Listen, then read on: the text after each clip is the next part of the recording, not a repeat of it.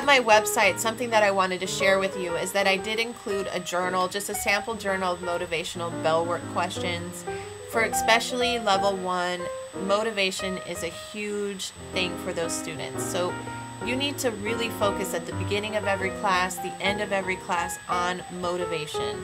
What are, using chicken soup for the soul, I think it's caldo de pollo para la alma, or different other inspirational things to keep students pumped up and thinking on the big picture in their future.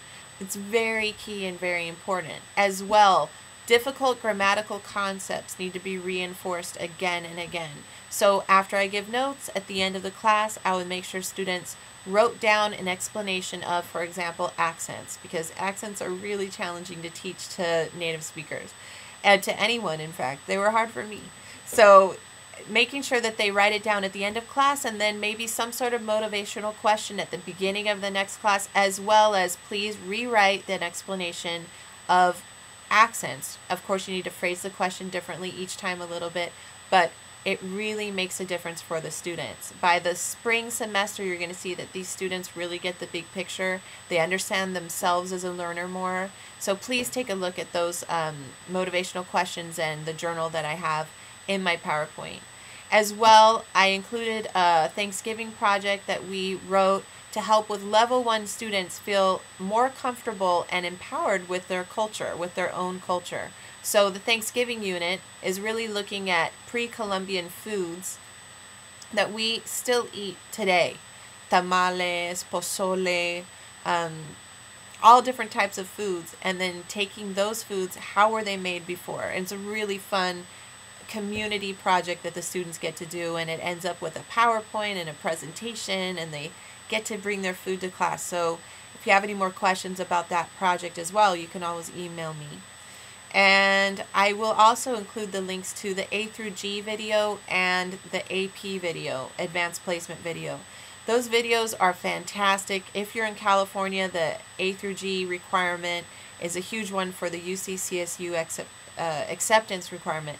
And so it's in Spanish by our migrant ed students, and it is a fantastic tool to use to show the parents and students in your classes. So I can't recommend those enough.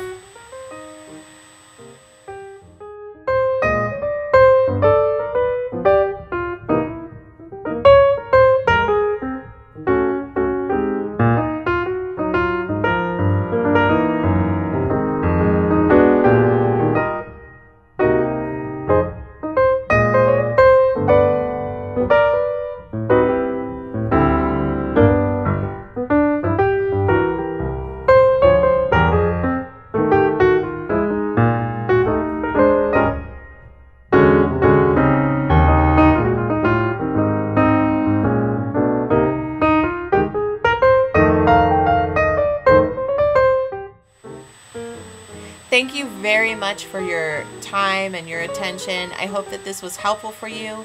I hope that it's a good taste of what it takes to have a good Spanish for Spanish speaker program. Please consult all the documents I have at my website. I have welcome letters to students and for parents in Spanish and English. We have part of our curriculum. We have little blips about each course. Please use any of the information that you want. Hopefully it's helpful for you in your program, and you can get a good Spanish for Spanish speaker program established in your school and in your district. Please remember that teamwork is the key. Work together. If you're in a district, try to get your other sites to work on this as well. Don't just do it all on your own.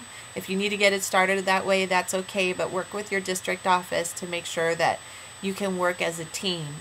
Feel free to download the Spanish for Spanish speaker curriculum from our district's website. I'll include that link at the end, or where you can connect to that at the URL. Feel free to take those documents and use them, manipulate them however you want, and create a wonderful Spanish for Spanish speaker program, or at least spread the good news about how wonderful primary language is for the support of our second language acquisition in our students, as well as just biliteracy in general. The worst crime I can ever think of is to have a student come into your school who is speaking Spanish, and when they leave, they're worse off when they came to you. They can't speak Spanish that well. They can't write Spanish that well. We're trying to prepare our citizens for the 21st century, and so we want to make sure we give them all the skills that they need so that they are successful students and successful citizens of this 21st century world. I want our students to feel that they're at the top and that they're confident about their further work, either professionally or in college. Thank you.